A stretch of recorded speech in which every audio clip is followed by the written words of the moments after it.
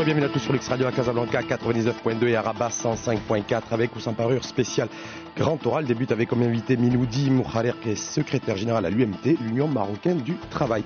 Miloudi Mouharer, bonjour. Bonjour. Et encore merci d'avoir accepté notre invitation au débat. Bonjour, toujours un plaisir. C'est toujours également un plaisir de vous recevoir, Miloudi Mouharer. Bonjour également, c'est toujours également un plaisir de l'avoir parmi nous à Moustapha Saimi. Bonjour. Qui est professeur de droit et politologue. Et c'est toujours aussi également un plaisir d'avoir aussi autour de la table Gabriel Banon, qui lui est économiste et expert en géopolitique. Gabriel Banon, bonjour. Bonjour. Petit rappel simplement aux auditrices et aux auditeurs que Gabriel Banon et Moustapha Saimi qui interviendront durant ce débat en posant des questions à notre invité du jour, à savoir Miloudi Mouharer. Avec ou sans parure, le débat est ouvert. Miloudi Mouharer, je rappelle que vous êtes secrétaire général à l'UMT, l'Union Marocaine du Travail. Je vous ai vu également suivre de manière très studieuse, si je peux me permettre, l'édito et son déroulé. Le fait qu'il a démarré sur la base du fait, sur une réalité en tout cas, me semble-t-il, qu'il n'y a plus de contact, plus d'échange, plus de conversation, plus de partage entre le gouvernement dirigé par Abdellah Benkiran, en sa qualité de chef de gouvernement, et les centrales syndicales les plus représentatives, dont l'UMT, que vous dirigez, l'Union Marocaine du Travail. Simplement de se dire, aujourd'hui, est-ce que vous confirmez le fait qu'il n'y a toujours pas de contact, ni officiellement ni officieusement, entre vous et le gouvernement et la personne d'Abdellah Benkiran? Bonjour.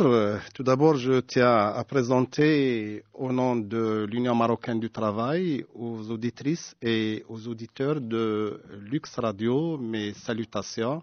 Et puisque nous sommes toujours au mois de janvier, début de l'année 2014, donc mes vœux de prospérité à l'ensemble du peuple marocain et à la classe ouvrière, toutes catégories confondues. Ce sont peut-être des vœux pieux. Non, oui, pourquoi pas. Miloudi Mouharer, et pas la classe politique? Et pourquoi pas? Il fait partie du peuple marocain. Si vous voulez, nous allons peut-être réserver un axe de discussion à la classe politique. Mais en tout cas, j'ai écouté avec une attention particulière l'édito de votre station. Et je peux le signer et j'y adhère totalement. Tant mieux, comme ça va nous permettre de... Cela prouve que votre station vit avec les syndicalistes, vit ce que vivent les salariés et que vous suivez parfaitement les événements aussi bien politiques que les événements sociaux. Pour commencer, donc, le thème peut-être c'est le dialogue social. Oui, simplement aujourd'hui, c'est Miloudi Mouharer, si vous permettez, est-ce que pas de contact, toujours pas de contact, pas de discussion, pas d'échange, pas de partage entre les centrales syndicales et le gouvernement? Est-ce que c'est toujours le cas? Écoutez, l'Union Marocaine du Travail est une organisation responsable, transparente, et je vais vous dire tout ce qui se passe, et je peux même vous faire une annonce surprise. À l'instant où je vous parle, ce qui se passe au sein du mouvement syndical. Je peux même vous dire que nous avons reçu une personne hier, un ministre, mais alors en off au siège de l'UMT, et donc je vous dirai tout ce que mon organisation fait et fera. Et le ministre en question qui a rendu visite, écoutez, ne soyez pas pressés. D'abord, mon commentaire sur l'édito. Oui, allez-y. D'abord, concernant le dialogue social, la vocation première d'une organisation syndicale, c'est de dialoguer, de négocier et de faire avancer la situation sociale des salariés, des travailleuses et des travailleurs. Donc ça, c'est notre vocation. On n'est pas là pour l'agitation ou pour faire de l'opposition pour l'opposition. Mais pour dialoguer, il faut être au moins deux. Au moins deux. C'est ce qu'on appelle le dialogue paritaire ou le dialogue tripartite, lorsqu'il y a le mouvement syndical, le représentant ou les représentants du patronat, en l'occurrence au Maroc la CGM, et le gouvernement lorsqu'il s'agit de questions intéressant l'ensemble des salariés, des questions d'ordre national telles que la problématique des caisses de retraite. L'Union marocaine du travail, comme vous le savez, est une organisation syndicale indépendante des partis politiques, du gouvernement et du pouvoir politique depuis notre création le 20 mars 1955. Et donc, nous ne chercherons jamais à instrumentaliser les salariés pour des considérations partisanes. Dès la nomination du Premier ministre, d'abord, avant qu'il constitue son gouvernement, donc gouvernement numéro 1, nous avons été conviés à une séance de contact avec le chef du gouvernement et justement nous lui avons à l'époque déjà transmis les mécanismes de fonctionnement des relations sociales dans notre pays tels qu'ils sont connus internationalement, à savoir la concertation, l'information et le dialogue, et tels qu'ils existaient exactement sous le gouvernement de l'ancien Premier ministre Driss Tebboune ou de Abbas El-Fassi, avec lesquels on avait sorti les textes, j'allais dire les meilleurs textes sociaux qu'a connu le Maroc, à savoir le Code du travail et l'assurance maladie obligatoire dans le dialogue, la concertation et la négociation. Donc, ça, c'était avant la crise financière, c'était avant la nouvelle constitution, Milodi Mokhalek. Ben écoutez, non, c'est après la nouvelle constitution. Et pour mémoire, l'UMT avait pris un engagement entier lors de l'élaboration de la constitution. Nous étions présents dans le mécanisme, moi-même j'étais présent dans le mécanisme d'élaboration. Quand je dis avant la nouvelle constitution et avant la crise financière et économique, c'est-à-dire que le gouvernement Benkiran 1 a été connu en janvier 2012. On est bien d'accord. Donc la nouvelle constitution a été validée en juillet 2011 et la crise financière, c'était daté de 2000, donc il y avait des choses qui étaient bien antérieures. Donc ça veut dire que quelque part, peut-être qu'Abdellah Benkiran a voulu, pas forcément, s'aligner aux pratiques sociales qui existaient jusqu'alors entre le gouvernement et les centrales syndicales, et simplement peut-être d'imprimer aussi sa marque de fabrique et de revoir aussi, peut-être, et de corriger les relations entretenues entre, un, l'exécutif, et deux, les organisations intermédiaires comme les syndicats, et c'est son droit aussi. C'est peut-être votre analyse. Ben, je sais pas si mais il y a le dialogue social, il a ses principes, ses lois et ses règles. Et la crise financière n'a rien à voir avec la promotion des relations professionnelles.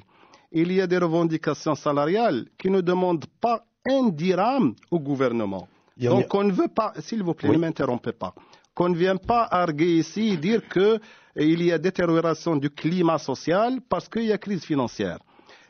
N'oublions pas que l'Organisation internationale du travail, qui est une instance des Nations Unies, recommande à tous les gouvernements du monde d'opérer le dialogue social avec les partenaires sociaux. Or, là, il y a un déficit en matière de dialogue social. Le grand problème qui se pose n'est pas la question financière. Est-ce qu'il y a une volonté politique d'instaurer dans notre pays des relations professionnelles saines basé sur le dialogue, la concertation et la négociation collective. Je rappelle que simplement aux auditrices et aux auditeurs, parce que les deux dernières invitations d'Abdellah Benkiran en direction des centrales syndicales, une fois de plus les plus représentatives, dont l'UMT, l'Union marocaine du travail, se sont soldées par un boycott. Donc vous appelez, vous dites au dialogue, il faut un dialogue responsable entre les deux parties, les parties concernées, à savoir le gouvernement et les centrales syndicales. Mais de l'autre côté, les deux invitations d'Abdellah Benkiran, chef de gouvernement, vous les avez déclinées et vous avez eu à apporter comme réponse un boycott. Écoutez, je vous ai dit que la vocation d'une organisation syndicale, et en tout cas de l'UMT, c'est de dialoguer et de négocier et d'obtenir des avancées pour les salariés. Nous n'avons pas boycotté toutes les réunions avec le chef du gouvernement. Nous avons été de bonne foi. Nous avons même fait des propositions pour consolider le dialogue social dans notre pays. Et la dernière réunion en date, c'était la réunion du 25 octobre 2013. Donc, une réunion. M. Benkiran nous avait donné ses excuses de ne pas avoir consulté l'UMT lors de l'élaboration de la loi de finances, parce qu'il ne faut pas oublier qu'il y a un engagement du gouvernement de nous consulter au moins 2 fois par an, de tenir 2 réunions au moins 2 fois par an. La première, c'est lors de l'élaboration de la loi de finances, pour que des mesures concrètes soient prises dans le projet de loi de finances. augmentation de salaire, réduction de l'impôt sur les salaires, sur l'IR et autres mesures. La deuxième réunion, c'est au mois d'avril, pour qu'on puisse dialoguer, négocier et obtenir des avancées dans la perspective d'annoncer des mesures pour le 1er mai. Mais juste, Milidou Mekhaler, si vous permettez, aujourd'hui, qui c'est qui ne veut pas dialoguer? Est-ce que c'est Abdelila Ben Kiran ou c'est les centrales syndicales écoutez, c'est plutôt le gouvernement qui ne veut pas dialoguer, qui ne croit pas aux vertus du dialogue et son comportement par commission ou par omission, il a abouti à cette situation où il y a une tension sociale. La dernière réunion, c'était le 25 octobre 2013. Monsieur Ben Kiran, moi j'avais présidé la réunion, enfin la délégation de l'UMT, et j'ai dit à Monsieur Ben Kiran exactement ce que je suis en train de vous dire, et aux auditrices et aux auditeurs. Monsieur Ben Kiran a reconnu qu'il était absorbé par sa crise gouvernementale, par sa composition, par ses conciliabules, par les tractations, pour constituer sa nouvelle majorité. Nous avons compris, mais je lui ai signifié clairement qu'il y a une dimension politique, mais quand même il y a une dimension syndicale et sociale. Bon, et nous avons proposé une feuille de route au chef du gouvernement pour sortir le dialogue social de l'impasse où il se trouve.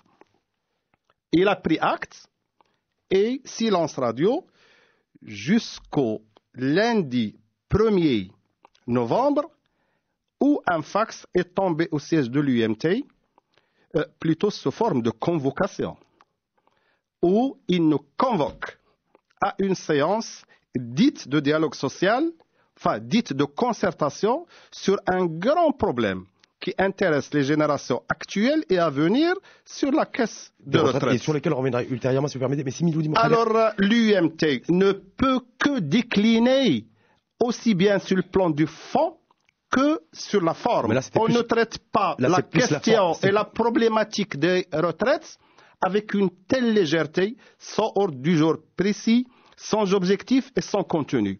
Et nous avons boycotté cette réunion. Et si c'était à refaire, on le refera parce que nous, on ne joue pas avec l'avenir des générations des salariés. Mais juste, Milodie Mekhaler, je rappelle que vous êtes secrétaire général de l'UMT, l'Union marocaine du travail.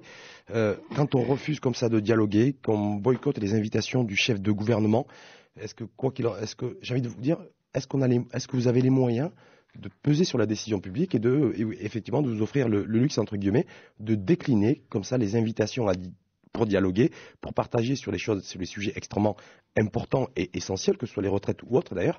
Et voilà pourquoi. J'ai l'impression, est-ce que vous pesez? Est-ce que vous considérez que vous pesez suffisamment lourd pour décliner l'invitation du chef de gouvernement et éventuellement aussi faire infléchir une décision qui serait prise par ce gouvernement? Bien sûr que nous sommes une composante essentielle dans le pays. Et il ne faut pas oublier l'histoire de l'UMT. Nous sommes une composante du mouvement de libération nationale. Nous avons pris des positions aussi dures pour l'indépendance du pays. Et nous avons vu défiler des gouvernements et des dizaines de gouvernements qui étaient hostiles au mouvement syndical. Il faut rappeler que l'Union marocaine du travail est une organisation syndicale indépendante. On n'est pas un courroie de transmission ni une annexe du gouvernement ou d'un quelconque parti politique. Donc, bien sûr que nous déclinons toute convocation et toute décision, nous la rejetons, qui cherche à porter atteinte aux intérêts des salariés, aussi bien du privé que du public. Bien sûr que vous savez très bien, si je vous dis qu'avec ou sans vous, quoi qu'il en soit, le gouvernement prendra les décisions. Il ne peut pas. Il n'a pas le droit. Il ne sera pas en capacité de lancer des réformes sans vous. Il n'a pas le droit. Je vous ai dit que dans la nouvelle Constitution, et c'est l'Union marocaine du travail qui avait introduit dans le préambule de la nouvelle Constitution la négociation collective, nationale et sectorielle. Le respect des droits fondamentaux des salariés, à savoir les droits économiques et sociaux. Donc c'est des droits constitutionnels. Et on ne demande à personne le droit à la négociation et le droit au dialogue social. Et on reviendra là-dessus parce que je crois que savoir qu'il y a des amorces de réformes qui ont été initiées. Mais il y a Mostafa Saimi qui souhaite réagir, professeur de droit et politologue. Mostafa Saimi. Je voudrais revenir sur ce que vous avez dit et je voudrais que vous me donniez une explication détaillée. Pourquoi ça fonctionne comme ça avec ce gouvernement? Comment vous expliquez que ce gouvernement ne soit pas disposé à ouvrir un dialogue social approfondi et conséquent? Est-ce que c'est parce qu'il considère que, après tout, mais c'est une question, que l'encadrement syndical des travailleurs au plan national ne dépasse pas 8%? Et donc finalement, peut-être qu'à ses yeux, vous n'êtes pas des interlocuteurs si importants que cela. Et peut-être aussi une deuxième raison, parce que lui, il dit, moi je m'occupe des populations défavorisées, modestes, c'est-à-dire à peu près 8 millions de personnes, et c'est ça son ciblage et son marketing. Et vous êtes installés, donc vous êtes des acteurs, d'autant que peut-être aussi, il soupçonne que vous ayez des affinités avec une mouvance progressiste et démocratique, et pas forcément avec son parti. Miloudi Mokhalek. Peut-être qu'il faut... Problème avec ce gouvernement. Est-ce que vous avez un problème de personne avec la personne d'Abdillah Ben Kiran? Lorsque je rencontre M. Abdillah Ben Kiran, nous sommes courtois, nous échangeons les règles de bienséance. Je n'ai pas, et l'UMT n'a pas de problème ni avec le gouvernement, ni avec les partis politiques qui composent ce gouvernement. Seulement, les règles de bienséance, c'est une chose, et les droits des salariés en est une autre. Vous m'avez dit que son ciblage, c'est plutôt les populations vulnérables.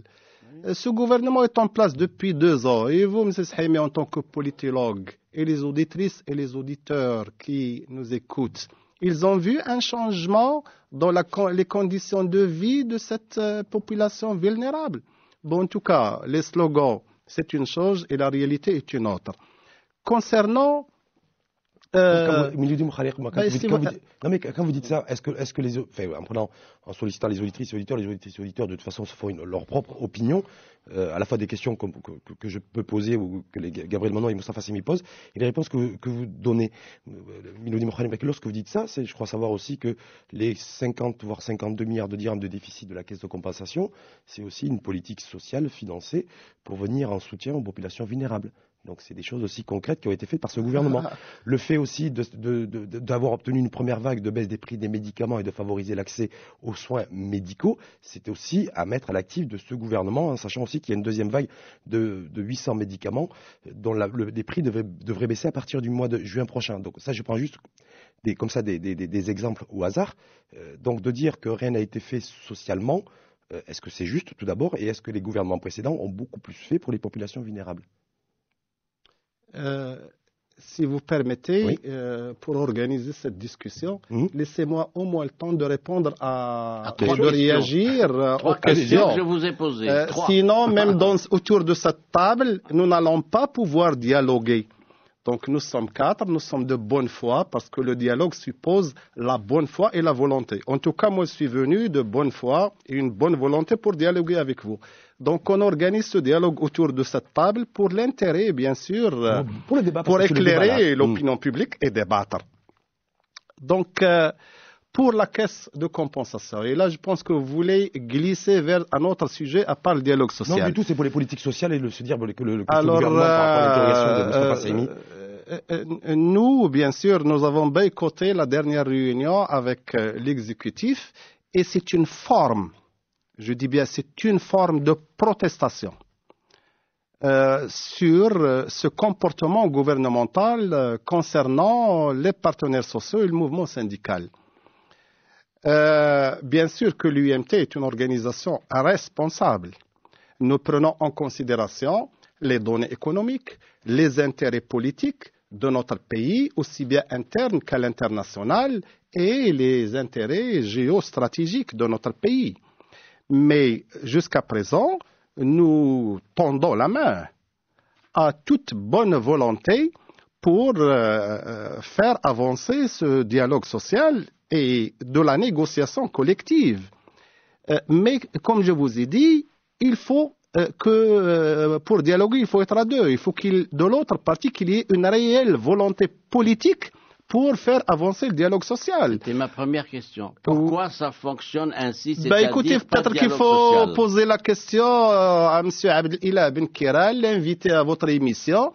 En tout cas, la dernière réunion du 25 octobre 2013, la délégation de l'UMT a remis à M. Abdelilah une feuille de route pour relancer le dialogue social. Et à sa demande, il en a pris connaissance et il a signifié à la délégation de l'UMT et à son secrétaire général qu'il est d'accord et qu'il va la mettre en application.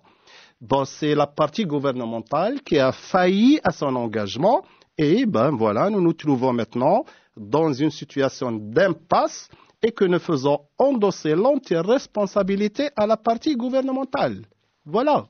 Gabriel Banon, économiste, expert je géopolitique. n'ai pas de réponse à deux autres questions. Si Très vite, vous permettez. pour la dynamique du débat. Parce que là, on n'est pas dans un dialogue social, c'est le débat et la dynamique du débat. Le fait que le mouvement syndical n'encadre qu'à peu près 8% des travailleurs et que ça peut paraître aux yeux du chef du gouvernement comme un courant, mais pas décisif. Bon, tout d'abord, c'est pas 8%. Est-ce que vous avez des statistiques? Est-ce qu'il y a un observatoire? Les statistiques que nous avons sont tout à fait différentes. Deux, l'UMT encadre les secteurs les plus stratégiques dans notre pays.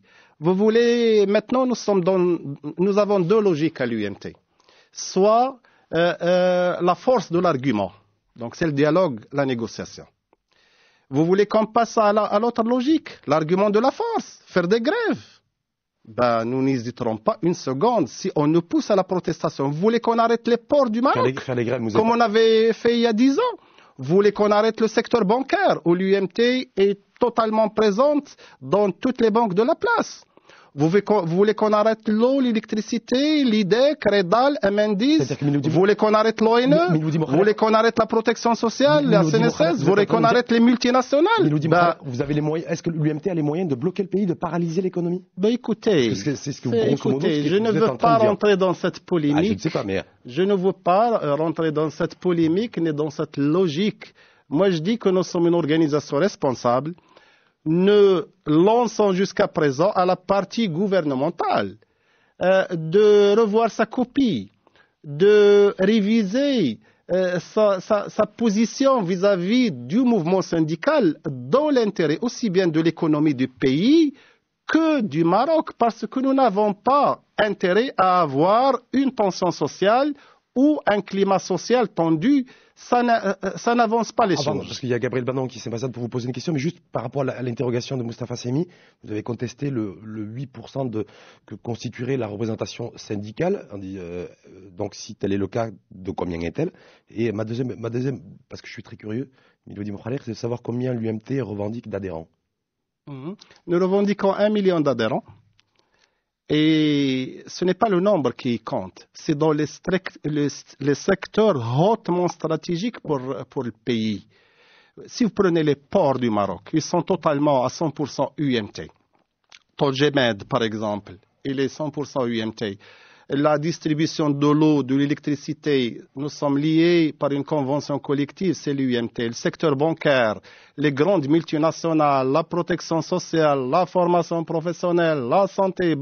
Nous avons 34 conventions collectives dans les secteurs hautement stratégiques. L'alimentation, les produits chimiques, les produits pharmaceutiques, la liste est longue. Écoutez, je ne suis pas dans cette logique quantitative. Je suis dans la logique où il faut prendre en considération le partenaire social qui est un partenaire incontournable. Gabriel Banon, économiste et expert en géopolitique. Oui, et un peu de connaissance sur l'action syndicale. Moi, vous l'avez répété, l'UMT est un syndicat responsable.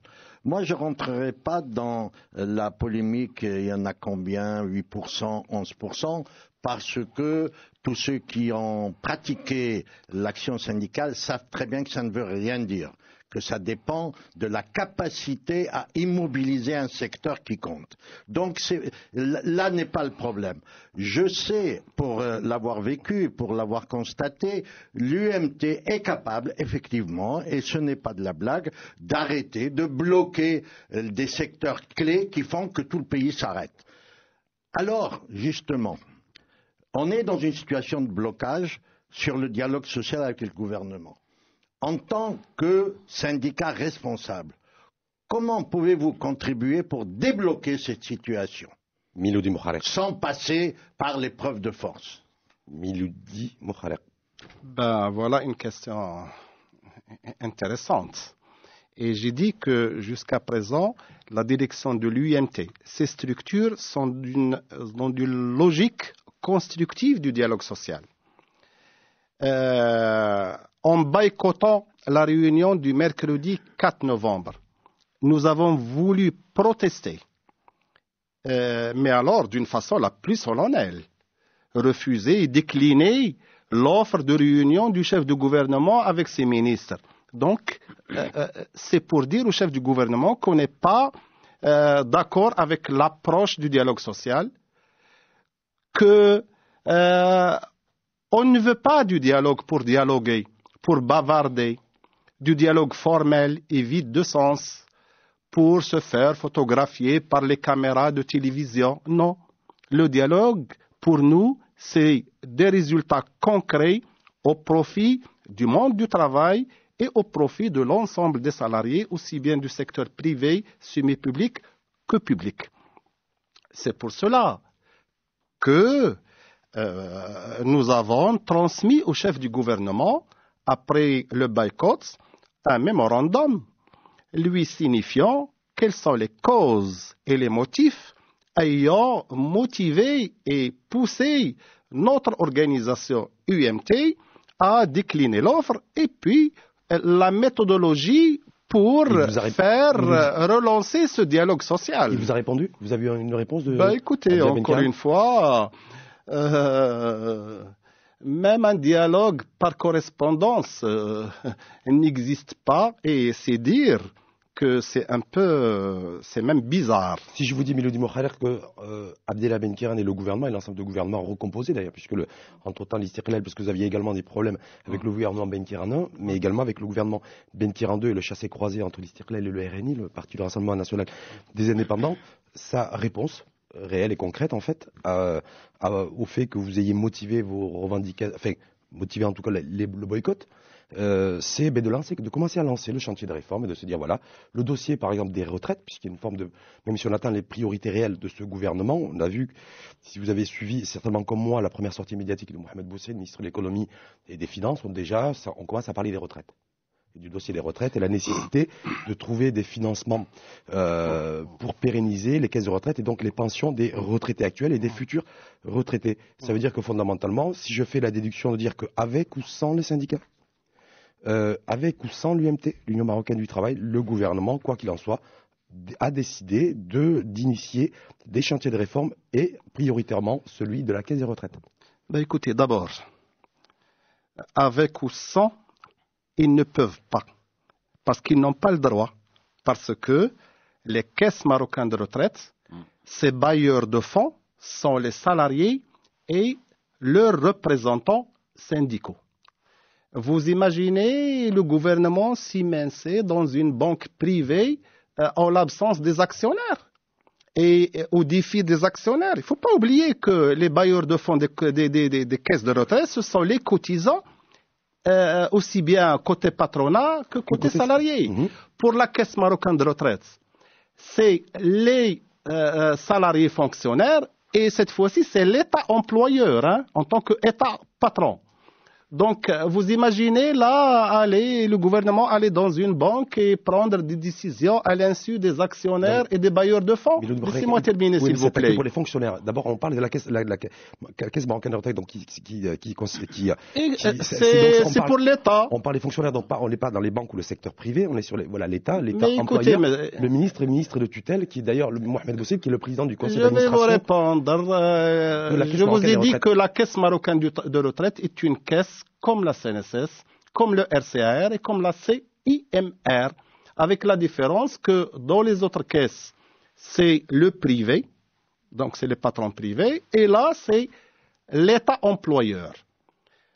Alors, qu'on ne vienne pas nous faire de la démagogie et nous dire c'est des chantiers de réforme. Moi, j'ai apporté avec moi des documents qui font date et qui font l'histoire. L'Union marocaine du travail a été la première organisation en 2003 déjà à alerter le gouvernement de l'époque sur les problématiques que vont vivre nos caisses de retraite. À l'époque, c'était Driss Jetto d'ailleurs. C'était M. Driss Jetto comme Premier ministre et Ftahla Oualalo comme ministre des Finances. Et M. Jetto nous avait convoqués, je me rappelle, en 2003, de bonne foi pour nous dire que la Caisse marocaine de retraite allait connaître des difficultés et il nous avait sollicité pour augmenter nos cotisations salariales de 7 à 10% à raison d'1 point par an. J'ai dit, M. Jetto, bien sûr que nous sommes pour sauver cette caisse de retraite, mais est-ce que vous savez que l'État employeur n'a pas payé ses cotisations depuis 1960? Alors, M. Jetto n'avait pas cru. Ftahla Oualalo était ministre des Finances, n'était pas au courant. Et on avait accordé à M. Driss Jetto une semaine. Alors, après une semaine, une deuxième rencontre, je peux vous dire qu'il nous avait rencontrés honteux et regrettant. Effectivement, l'État n'avait pas payé ses cotisations depuis 1960. Ça a été réglé. Les actuaires, oui. Si ce n'était pas l'UMT, non monsieur, je vais vous donner les chiffres exacts. Si ce n'était pas l'UMT, personne n'allait alerter. Alors les actuaires avaient estimé à 11 milliards de dirhams. Nous, les actuaires de l'UMT, avaient estimé à 19 milliards. Donc de l'UMT en tant qu'organisation qui avait demandé la réforme, avait accepté de relever les cotisations et à condition que l'État paie ses arriérés, et donc on s'était mis d'accord sur un échéancier de 3 ans qu'on avait d'ailleurs contrôlé au niveau des lois de finances. Donc, on avait demandé à l'époque la tenue d'assises nationales sur les systèmes de retraite. Et là, j'ai apporté avec moi un grand document. Donc, et on avait obtenu gain de cause avec M. Jetto, et donc c'était vraiment un débat national, et ces assises étaient tenues à Rabat le 16 décembre 2003. Et c'est là où est partie la dynamique de réflexion sur les caisses de retraite. Donc ce n'est pas un problème qu'on ne vienne pas nous dire que c'est maintenant qu'on a pris conscience. Donc l'UMT n'a cessé d'alerter. Non, mais ce n'est pas maintenant qu'on a pris conscience, c'est que maintenant on considère que dans un avenir extrêmement proche, on ne pourra plus payer. C'est simplement ça.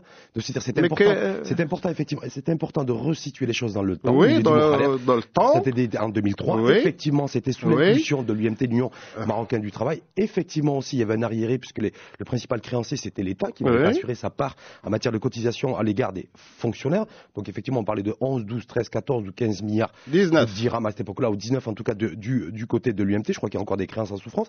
Mais valeur aujourd'hui, c'est l'urgence, c'est de trouver des sources de financement pour continuer à en financer. Donc, est-ce que vous considérez qu'il y a urgence aujourd'hui de trouver des sources de financement pour financer les pensions de retraite des retraités actuels et des futurs retraités?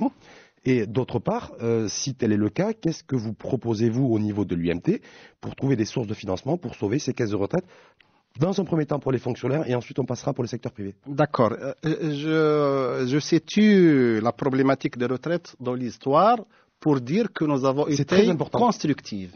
Et c'est de là où a été constituée la Commission nationale de réforme des caisses de retraite et qui avait travaillé pour le diagnostic, pour avoir une visibilité réelle de chaque caisse de retraite. Parce que à l'époque, avant 2003 et avant la Commission nationale de réforme, chaque direction d'une caisse nous donnait la situation de sa caisse selon son bon vouloir, déficitaire ou excédentaire. Alors là, au moins, on a mis toutes les caisses à plat.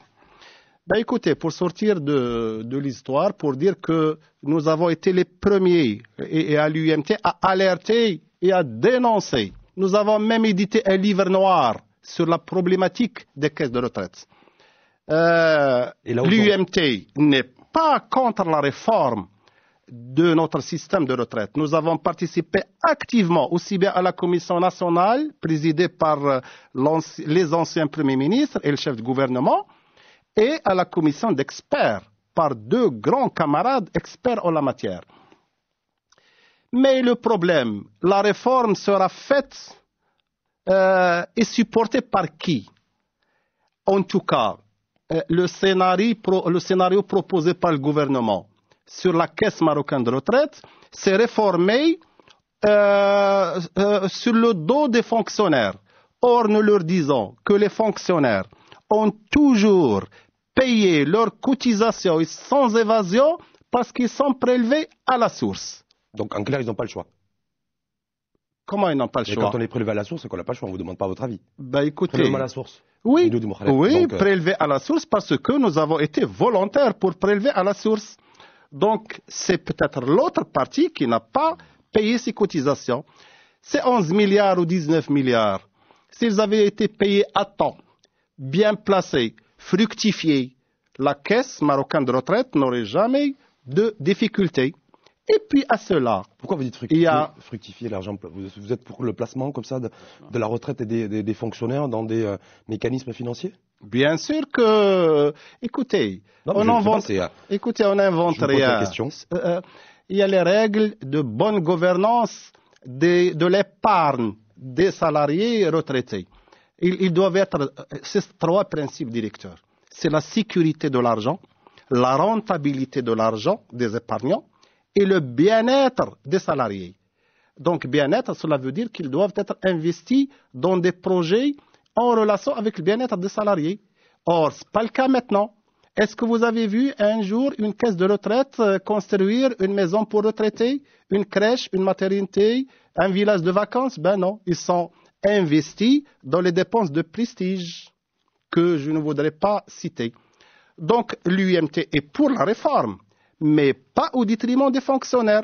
On vient nous enfermer dans ce qu'on appelle le triangle maudit. Mais c'est quoi votre proposition? Alors, c'est quoi la solution? On trouve aujourd'hui, il faut nécessairement être conscient qu'il faut nécessairement trouver de nouvelles sources de financement. La proposition gouvernementale, c'est nous enfermer dans ce qu'on appelle, dans la littérature des retraites et la littérature syndicale, le triangle maudit.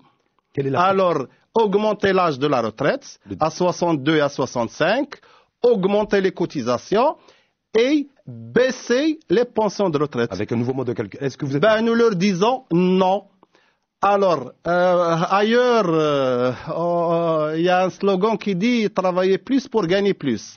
Là, on nous demande « travailler plus, cotiser plus et gagner moins ». Bon, on leur dit non, on rejette cette littérature et ce triangle maudit. Vous savez que partout dans le monde aujourd'hui, y compris là où ce slogan est né, travailler plus pour gagner plus, c'est fini aujourd'hui. C'est travailler plus pour gagner moins, un peu partout dans le monde et dans les principales économies, y compris les plus développées. Mais vous avez mis en relief effectivement le scénario probable, en tout cas du gouvernement Benkiran II, c'est-à-dire recul de l'âge de départ à la retraite, non plus à 60, mais peut-être entre 62 voire 63 ans, la hausse des cotisations et de réduction des pensions, puisqu'il y aurait un nouveau mode de calcul qui sera à l'ordre du jour pour réduire les pensions des retraités. Ça, c'est pour le gouvernement, une de ses propositions. Moi, ce qui m'importe, c'est de connaître la proposition de l'UMT, l'Union marocaine du travail. Ça, on a quelque part la proposition du gouvernement. Qu'en est-il de la proposition du... Écoutez, d'abord, pour répondre à votre interrogation, aucun salarié, aucun syndicaliste, en tout cas l'UMT, n'acceptera atteindre et porter atteinte aux droits et aux acquis des salariés, aussi bien du privé que du public. Pourquoi? Qu'est-ce que nous demandons, une revendication? Des conditions de travail et de vie meilleures. Et donc, nous refusons la logique gouvernementale. Nous leur disons, par exemple, pour proroger l'âge de la retraite à 62 ans et à 65 ans, ben, nous disons que ça ne devrait pas être obligatoire. C'est facultatif. D'accord? Il y a des fonctionnaires qui vont vouloir bien rester au-delà de 62, 65. Mais prenez par exemple, il y a des secteurs à travaux pénibles. Je prends le secteur de l'enseignement, de la protection sociale, de la police. d'autres secteurs. C'est les travaux- Vous imaginez... Les travaux pénibles, ça, c'est plus pénible que d'être enseignant que de travailler dans le BTP. Oui. Milieu de Moukhalik. Le BTP, c'est le privé, monsieur. Oui, non, mais Nous est-ce que c'est parlons... la Écoutez, pénibilité, parce que, allez-y. oui, la pénibilité, c'est aussi bien dans le public que dans le privé. Vous avez évoqué le BTP. C'est plutôt du secteur privé. L'enseignement public. Vous imaginez les femmes enseignantes jusqu'à 65 ans? Mais c'est un travail pénible, le métier d'enseignant. Donc, c'est pour cela que nous disons qu'il faut d'abord prendre en considération la pénibilité dans le travail. Et il y a le volontariat. Il y a des métiers, il y a des fonctionnaires, il y a des ministères dont les fonctionnaires voudront bien rester au-delà de 60 ans. Donc là, la contre-proposition. Concernant les cotisations, qu'on nous donne d'abord une visibilité sur les fonds de la Caisse marocaine de retraite. De combien sont-ils? Comment ils sont, où ils sont déposés d'abord? Et comment ils sont fructifiés, où ils sont investis. Si les exigences économiques le démontrent, ben, comme on avait fait en 2003, nous sommes disposés à négocier une revalorisation des cotisations. Donc une hausse des cotisations. Mais en revenant à la Oui. règle sacro-sainte opérée dans tous les pays. Et vous avez C'est la ces règle des deux tiers, un tiers. Oui, mais vous Maintenant, avez ces informations, puisque vous avez des représentants au sein du conseil d'administration de la CMR. Ben non, écoutez, c'est au conseil d'administration de la Caisse marocaine de retraite, c'est là encore un grand problème. C'est avec une nouvelle constitution, il y a une absence de démocratie. Imaginez que le conseil d'administration, il n'y a pas de représentation du mouvement syndical.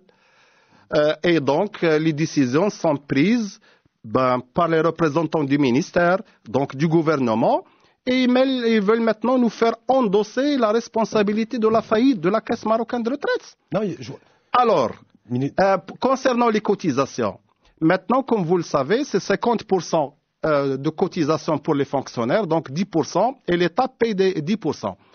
Si les nécessités l'exigent d'une augmentation de la cotisation, nous revenons à la règle des 2 tiers, 1 tiers, que l'État supporte la cotisation à 2 tiers et que nous sommes disposés, bien sûr, à payer 1 tiers. le fonctionnaire supporte le 1 tiers. Et concernant la pension, ils veulent minorer les pensions, revenir à la moyenne des salaires des 10 dernières années. Cela veut dire qu'ils veulent réduire les pensions de retraite de 20 à 40%. Or, qu'est-ce que nous voulons faire de nos futurs retraités? Est-ce que nous voulons les jeter dans la pauvreté et l'exclusion ou nous voulons leur garantir une retraite décente pour des conditions de vie admissibles, sachant que le retraité a des besoins, surtout en matière de protection médicale, importants. Milieu du Moukhalik, je crois qu'un petit peu tout ça, c'est intéressant parce qu'on a eu d'un côté le probable scénario proposé par le gouvernement et les contre-propositions de l'UMT, l'Union marocaine du travail, donc un départ facultatif à 62, 63 ou 64 ans, un rééquilibrage effectivement en matière... Pénibilité. S'il y a hausse pénibilité, on intègre la pénibilité essentiellement pour les enseignants qui sont pas seulement les enseignants. Non, mais ça à titre d'exemple. Oui, pour prendre un exemple, on ne peut pas rentrer dans le... Et ensuite, le fait de revoir le mode de calcul qui pourrait être pénalisant pour les fonctionnaires retraités, où ça, ils revenaient sur les 10 dernières années, non pas sur les toutes dernières années. Simplement là-dessus, il y a une réalité, me semble-t-il, qui a conduit ce gouvernement à s'attaquer et à s'attacher à la problématique des retraites, pour les fonctionnaires dans un premier temps, parce qu'il y a le privé aussi qui arrive derrière, c'est le fait que l'État, les finances publiques ne permettent plus de supporter et de pouvoir financer les différentes dépenses publiques, dont les caisses de retraite, en sachant que cette fameuse masse salariale dans l'administration, c'est 1 tiers du budget de l'État. Donc c'est revoir un petit peu cette masse salariale de manière à revoir aussi le déficit budgétaire et ne pouvoir plus se permettre comme ça de financer les fonctionnaires existants et puis aussi inciter celles et ceux qui ont retardé un petit peu l'échéance de la retraite pour pouvoir alléger les finances publiques. Écoutez, l'UMT est pour une réforme sérieuse. Faire des réformettes pour faire reculer le problème de 2 ans, nous sommes contre. Et là, nous pensons que le gouvernement, nous croyons que le gouvernement veut uniquement reculer la problématique de la caisse marocaine de retraite de 2 ans en décalant l'âge de départ à la retraite de 2 ans. En tout cas, nous ne voulons pas à l'UMT arriver à ce que certains pays d'Amérique latine ont pu atteindre. Un jour, les retraités se sont réveillés sans pension de retraite. Et c'est pour cela que l'UMT, consciente de sa responsabilité, et encore une fois, par la voix de votre station, nous lançons un appel à la partie gouvernementale de revenir à une saine conception du dialogue social et de la concertation. Et voilà, les pensions de retraite sont un domaine privilégié de la concertation et de la négociation sociale et collective. Et donc, l'UMT, en tant qu'organisation syndicale nationale, nationaliste, assumera ses responsabilités et nous sommes. Et ce que le gouvernement doit comprendre, le mouvement syndical, et en tout cas l'Union marocaine du travail, est une force de proposition pour faire avancer le pays et la situation sociale et économique et politique du pays. On n'est pas là pour bloquer, une force de blocage, à boycotter, non. Ben voilà. Gabriel Banon.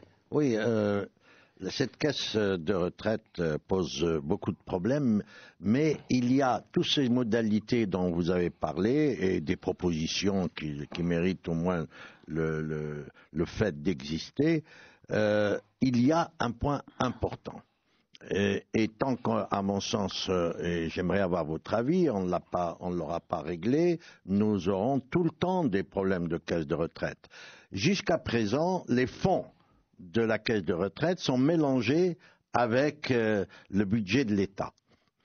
Alors, quelle est votre proposition? Parce que si on veut, tout à l'heure, et c'était symptomatique, Rachid a dit les moyens financiers de l'État ne permettent pas. Ce n'est pas le budget ni les moyens financiers de l'État. C'est la caisse de retraite et c'est l'argent des retraités qu'ils ont mis de côté. Alors, je voudrais savoir, vous, qu'est-ce que vous proposez pour l'organisation de la gestion, justement, réelle de ces fonds? Êtes-vous pour une sortie de ces fonds des comptes de l'État et avoir une comptabilité à part?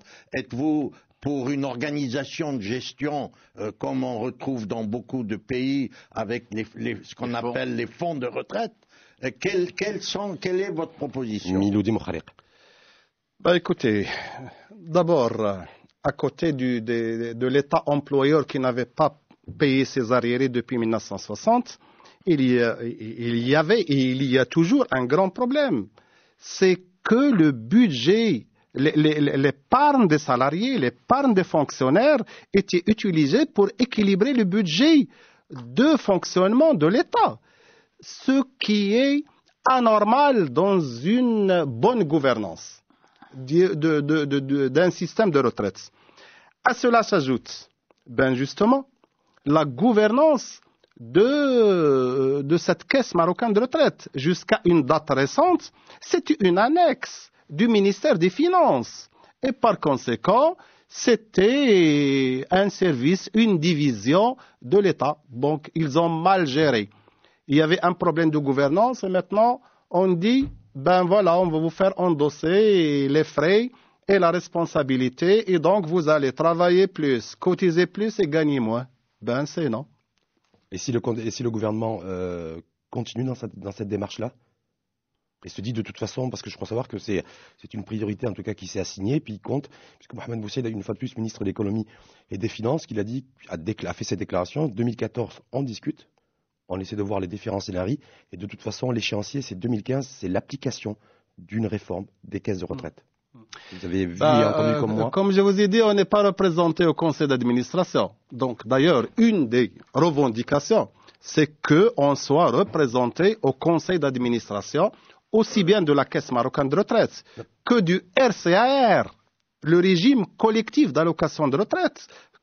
Si vous permettez, je vais placer un mot.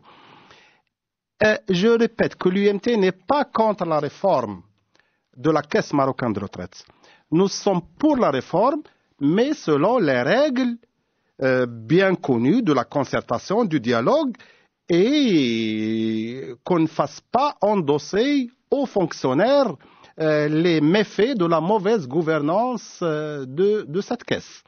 Bon, maintenant, d'après les informations que nous avons reçues, le conseil d'administration de la Caisse marocaine de retraite s'était réuni il y a 10 jours.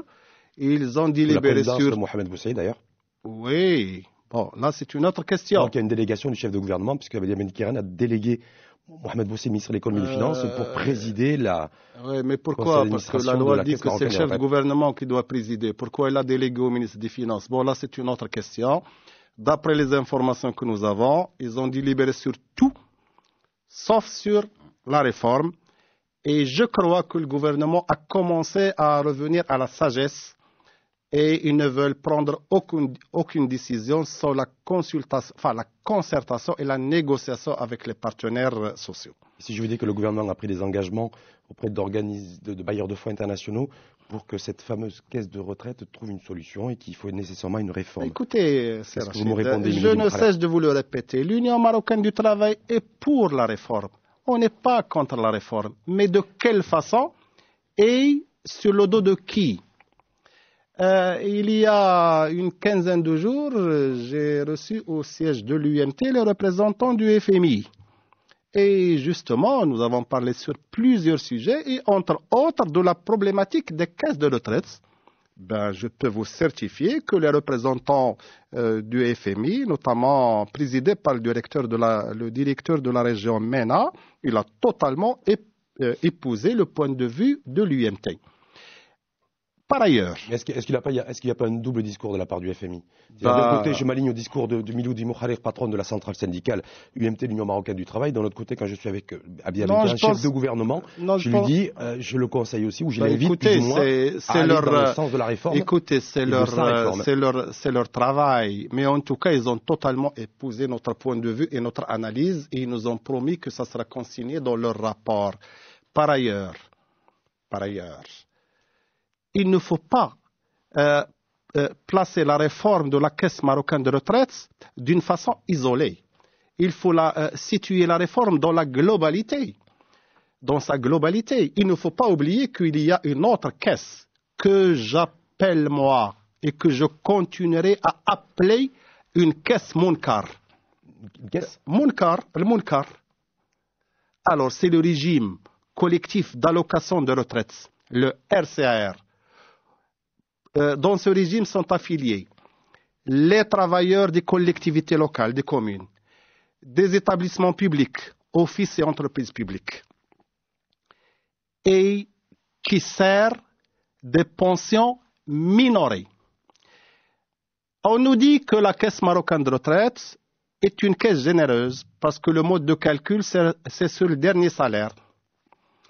Mais le RCAR, le mode de calcul de la pension de retraite, c'est la moyenne des salaires que le salarié affilié a touché pendant toute sa vie professionnelle.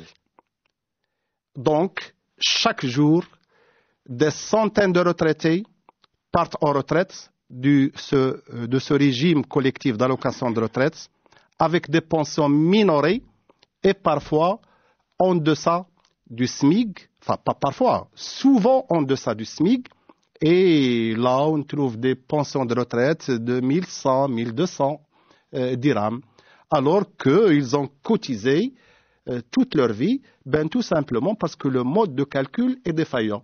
Alors le gouvernement doit négocier avec nous, avec l'UMT, un package en matière de réforme des caisses de retraite. Il y a le régime, il y a la Caisse marocaine de retraite, le régime collectif d'allocation de retraite pour les fonctionnaires, et puis CNSS et CIMR pour le secteur privé. On ne vient pas faire des réformettes comme ça, et dans 2 ans, on vient nous dire encore appel à cotisation. Ça veut dire que Miloudi Mouharir, si vous seriez prêt à, bien sûr, dans la perspective d'un réchauffement des relations sociales entre le gouvernement et les centrales syndicales, dont l'UMT, l'Union marocaine du travail, si le gouvernement vous dit OK, on revalorise les pensions retraites de celles et ceux qui sont affiliés au régime collectif d'allocation des retraites, Donc il y a revalorisation. De notre côté, vous acceptez le fait qu'il y ait un recul de l'âge de départ à la retraite pour ceux qui sont affiliés à la CMR, la Caisse marocaine des retraites, avec une hausse des cotisations. Vous dites oui? C'est pas là la question. C'est le dialogue et la négociation Non, mais rien que sur où ces- il y a, où on sort gagnant-gagnant. On sort gagnant pour les fonctionnaires et les affiliés de ces caisses et on n'alourdit pas les charges de l'État. On est conscient quand même de la situation économique que traverse notre pays. Mais c'est ça la négociation. Par ailleurs, il faut rappeler que dans tous les pays du monde, les caisses naissent, grandissent et connaissent des difficultés. Donc on est en réforme perpétuelle.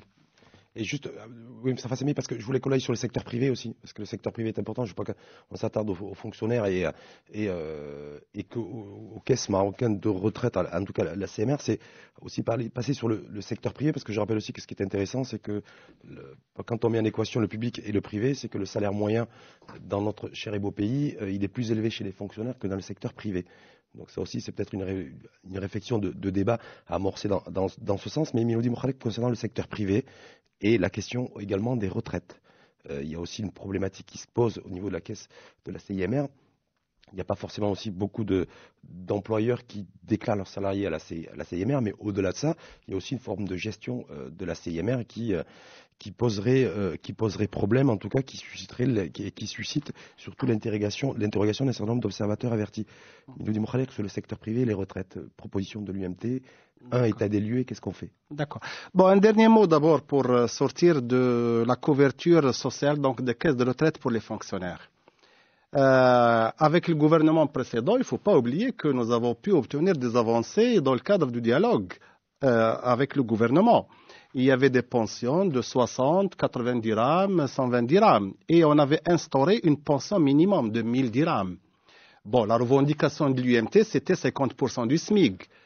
Donc, indexé sur le SMIC, de telle sorte que s'il y a augmentation du SMIC, la pension minimale sera revalorisée. Bon, on a pu obtenir pension minimale 1000 dirhams.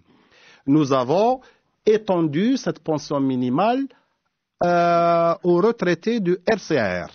Donc vous voyez que dans la négociation et dans le dialogue, on peut obtenir beaucoup de choses sans alourdir les charges de l'État.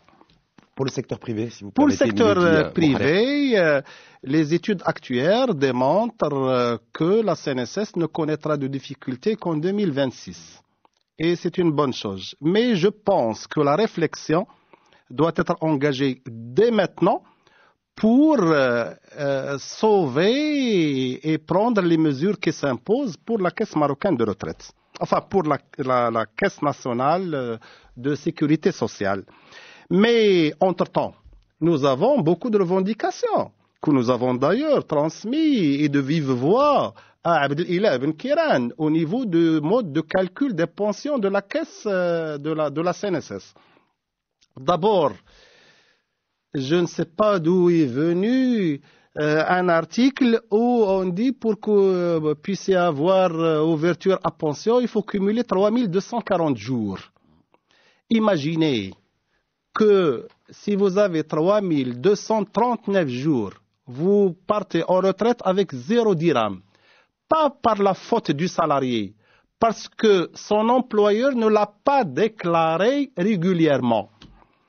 Alors, et c'est ainsi que vous avez des milliers qui partent chaque année avec 0 dirham de pension et ils ont cotisé toute leur vie professionnelle. Mais il faut bien fixer un nombre, un chiffre, Milodi Mouchalek. Ben oui, bon, mais il faut avoir une pension au prorata des journées cotisées. Si vous avez 3000 jours cotisés, ben vous avez au prorata de vos cotisations. Et en plus, encore une fois, les salariés sont victimes des malversations de leurs employeurs. Parce que souvent les employeurs, soit ils ne déclarent pas, enfin je ne dis pas tous les employeurs, il y a des employeurs honnêtes que je salue à cette occasion. Et il y a l'informel, il y a des entreprises voyous qui vont plus loin. Il y a ceux qui ne déclarent pas il y a ceux qui sous-déclarent et il y a ceux qui déclarent, qui prélèvent et qui ne versent pas à la CNSS. Donc, lorsqu'on avait posé le problème au chef du gouvernement de cette situation anormale à la CNSS, de 3240 jours, je sais que M. Benkiran, devant moi, il avait piqué une crise de colère. Et alors, et après, qu'est-ce qu'il a fait? Chaque jour, des milliers de salariés sont jetés dans l'exclusion et la pauvreté parce qu'ils n'ont pas été déclarés ou c'est déclaré par leur employeur. Avant de donner la parole à Moustapha Semi, simplement annoncer que nous sommes avec Miloudi Mouharek, secrétaire général à l'UMT, l'Union marocaine du travail, dans le cadre d'un AVECO sans période spécial grand oral. Moustapha Semi, politologue, professeur de droit et politologue, sur tout ça. Sur tout ça, mais je voudrais aussi qu'on ait glissé sur ces entreprises. Je ne sais pas forcément si tous les patrons sont voyous, comme vous venez de le dire. Certains patrons, oui, mais certains qui ne sont pas d'ailleurs à la CGM, et que la CGM, je salue à cette occasion, nous entretenons les meilleures relations de partenariat et nous faisons avancer le dialogue social et la négociation, grâce notamment à Mme Mariam Ben Salah et à M. Jamal Belharaj, président de la commission sociale, et aussi bien au niveau régional. Parce qu'il y a des entreprises, simplement, avec Moustapha Semi, qui considèrent que, étant donné qu'il n'y a pas de droit de grève, qu'il y a des grèves anarchiques qui bloquent l'outil de travail et qui posent problème aussi pour le bon fonctionnement de l'entreprise. Et là, ils pointent du doigt des syndicalistes qui seraient voyous, entre guillemets. Voilà. Sur ça, je vais vous donner rapidement deux éléments d'information que vous savez et deux questions rapides. Les deux éléments d'information, c'est deux chiffres du HCP. 27% des employés ont un CDI, c'est le HCP, et il y a un bon quart des déclarés à la CNSS qui le sont moins de 5 mois dans l'année. Donc ça conforte tout à fait ce que vous avez dit. Ma question ensuite est double. Vous avez dit qu'il y avait un début de sagesse tout à l'heure de la part du gouvernement et ensuite vous avez fait référence à une visite que vous avez eue d'un ministre hier. Alors je voudrais exactement savoir ce qu'il en est. Miloudi Mouharek. Est-ce que c'est un émissaire d'Abia Benkiran qui est venu rencontrer Miloudi Mouharek pour essayer de reconnecter un petit peu le monde politique et le monde syndical? Écoutez, l'Union marocaine du travail est une organisation transparente, claire. Je vous ai annoncé sans que vous me l'avez demandé, ni que vous soyez informé. On avait des photos de paparazzi. Nous avons reçu la visite, enfin à sa demande, M. Moubdia, donc ministre de la fonction publique et تحديث القطاعات, la modernisation du secteur public. Donc une visite à l'UMT. Accompagné de son secrétaire général du ministère. Il a été reçu par le secrétariat national de l'UMT et donc on a échangé sur la situation dans le monde du travail et notamment dans le secteur de la fonction publique. En tout cas, c'est une visite sectorielle pour le secteur de la fonction publique. Nous avons bien signifié à M. Moubdi que nous avons apprécié cette initiative et en aucun cas il ne peut être considéré comme un dialogue social. C'est plutôt une visite de courtoisie après sa nomination à l'organisation représentative des salariés. Et nous avons signifié à M. Moubdi notre volonté de construire des relations sociales saines et basées sur un certain nombre de concepts. Ben voilà. Miloudi Mouharek, justement là-dessus, parce que par rapport aux relations gouvernement-syndicat, il y a aussi Abdel Benkiran, donc en qualité de chef de gouvernement, qui l'a dit depuis un petit moment, depuis pratiquement sa prise de fonction, qui souhaitait régler. Une chose qui reste là aussi en suspens depuis le Maroc indépendant d'ailleurs, puisqu'on n'a jamais eu de cadre juridique légiférant sur le droit de grève. Beaucoup de chefs d'entreprise se plaignent aujourd'hui d'irruption de grèves anarchiques qui bloquent l'outil de travail et qui posent problème pour le bon fonctionnement de l'entreprise et qui fragilisent aussi l'emploi de celles et ceux des travailleuses et des travailleuses censés être défendus par les syndicats. Donc là-dessus, quelle est votre position? Est-ce que vous êtes disposé là aussi à accompagner, être un vrai partenaire pour ce gouvernement pour légiférer une bonne fois pour toutes sur un droit de grève en délimitant le périmètre des droits de grève, à savoir est-ce que ça se passe un petit peu quelles sont des modalités, en fait, pour qu'une bonne fois pour toutes, on ait une vraie loi organique en matière de droits de grève. Écoutez, je ne peux que réitérer la position constante de l'UMT. D'abord, le droit de grève au Maroc est un droit constitutionnel.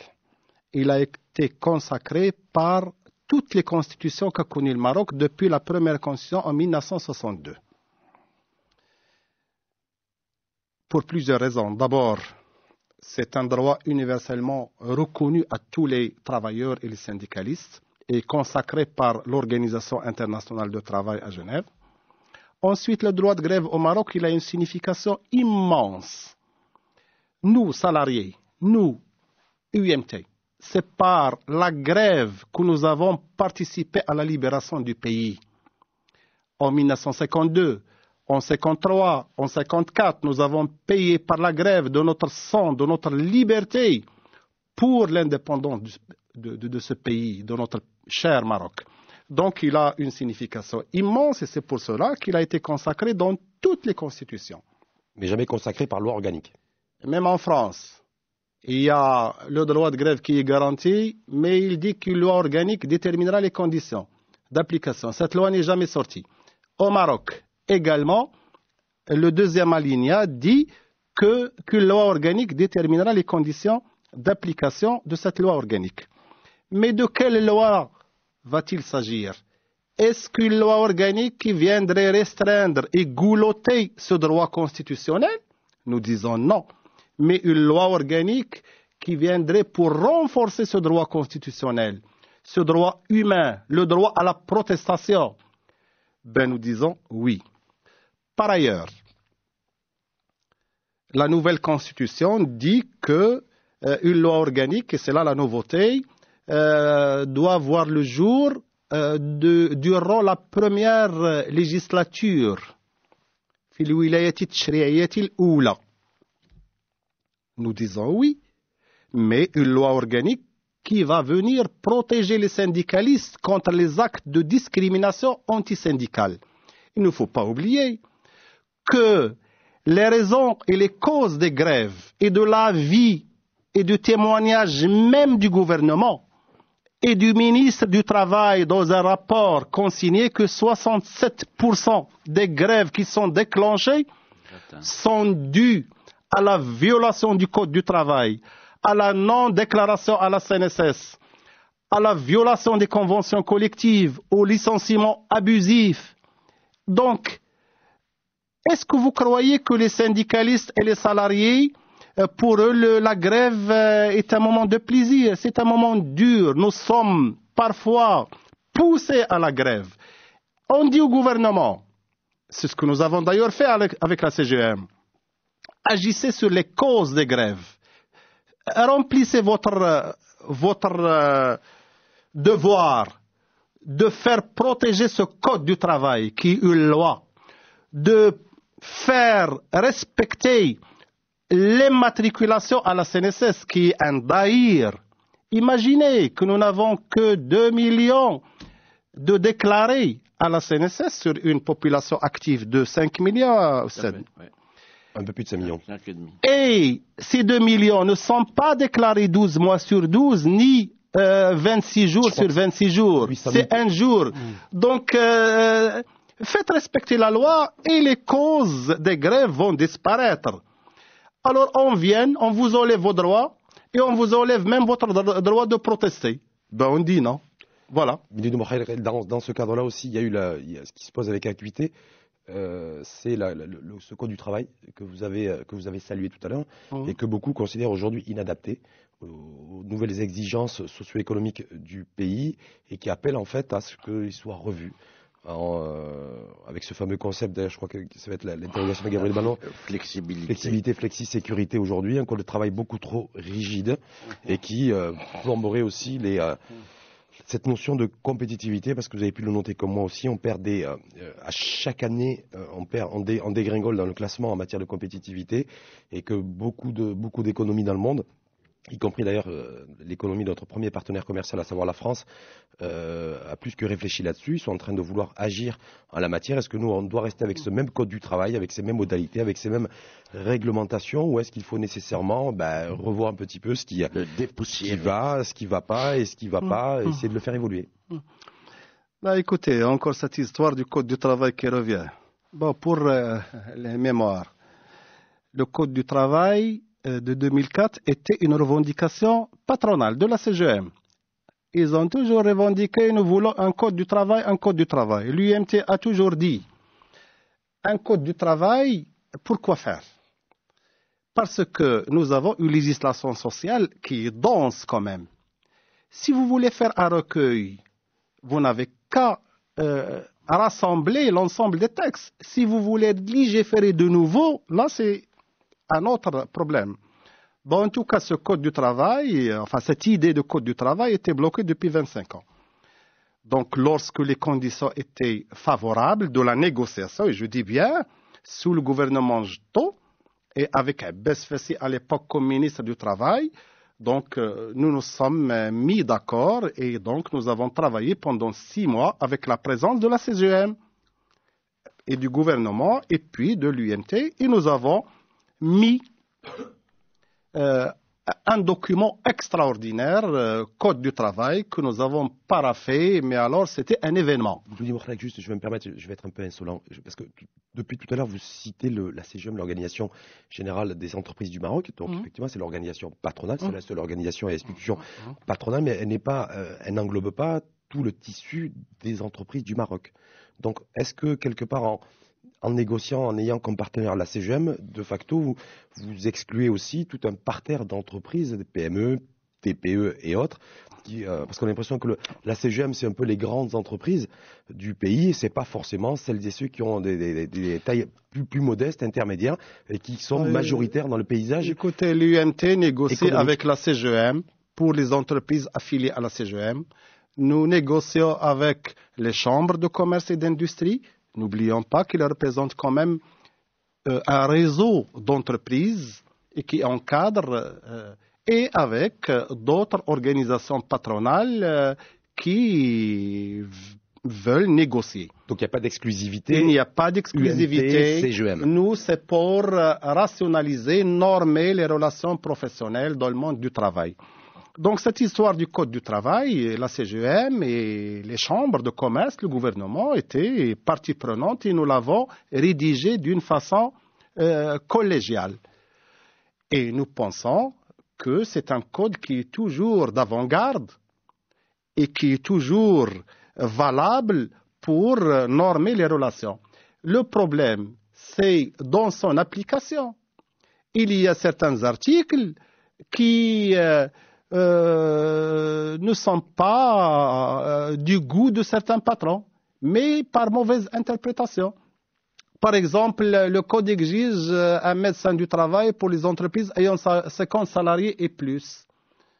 Alors il dit, il faut revoir cet article. Mais le code n'a jamais dit un médecin spécialement recruté pour cette entreprise. Les entreprises peuvent mutualiser en 5 ans 10 un médecin. Certaines entreprises demandent plus de flexibilité. Nous leur disons oui, mais il y a la sécurité, d'où la notion de flexi-sécurité. Écoutez, le Code du travail, nous pensons qu'il a été négocié. Vous êtes disposé, vous, Milieu du Mokhalek, à aller sur le concept de flexi-sécurité, c'est-à-dire, en clair, simplement pour auditrices et auditeurs, permettre à l'entreprise de recruter plus facilement et permettre à l'entreprise de licencier plus facilement. Oui, à condition d'avoir des filets de sécurité, ne pas jeter les salariés dans la rue. Vous avez obtenu l'IPE, l'indemnité de perte d'emploi. On en parlera. C'est une proposition de l'UMT et nous avons beaucoup de reproches à faire au projet du gouvernement. Gabriel Banon, peut-être sur la flexi-sécurité, me semble-t-il. Non, c'est pas sur la flexi-sécurité. Notre invité a répondu là-dessus, mais je voudrais revenir sur la loi de la grève, parce que je sais que l'UMT est très consciente des problèmes de fonctionnement d'une entreprise et qu'elle est bien au fait des problèmes économiques inhérents. Alors, je voudrais avoir votre avis, parce que quand on parle de la réglementation de la loi qui va réglementer le droit de grève, en réalité, ce qui est surtout visé, car effectivement, pour le fonctionnement d'une entreprise, les grèves sauvages, les grèves surprises sont très pénalisantes. Est-ce que vous êtes contre le fait d'avoir un préavis de grève? Bon, d'abord, l'Union marocaine du travail est une organisation syndicale responsable. Nous croyons que l'intérêt des salariés passe par l'intérêt de l'entreprise. Et c'est ainsi que dans plusieurs entreprises, nous avons les meilleures relations professionnelles et donc gain de productivité, situation salariale des ouvriers confortable. Donc, on n'est pas pour ces grèves sauvages. On est d'abord dans une logique de négociation et de dialogue. Bien sûr que les grèves sauvages sont pénalisantes pour l'entreprise et nombreuses sont les entreprises qui mettent la clé sous la porte. Mais encore une fois, je reviens pour dire que s'il y a une culture de négociation entre patrons et ses délégués, nous pouvons dépasser ces conflits-là. Et je ne veux pas citer de nom, une entreprise de 2800 personnes dans la région de Bouzkoura. Imaginez une multinationale, grâce à la négociation, au dialogue, nous avons pu dépasser une situation conflictuelle. Donc, pour revenir à cette fameuse loi organique sur la grève, vous savez, la loi ne peut jamais régler les problèmes. Vous pouvez légiférer les meilleures lois, mais sur le terrain et surtout dans le domaine social et syndical, la réalité est une autre réalité. Nous sommes pour une politique contractuelle et conventionnelle sectorielle. On peut normer les relations professionnelles, les crises, les conflits, la grève par des conventions collectives sectorielles. Je vais citer un exemple, celui du secteur bancaire. Rares sont les débrayages que vous voyez dans le secteur bancaire.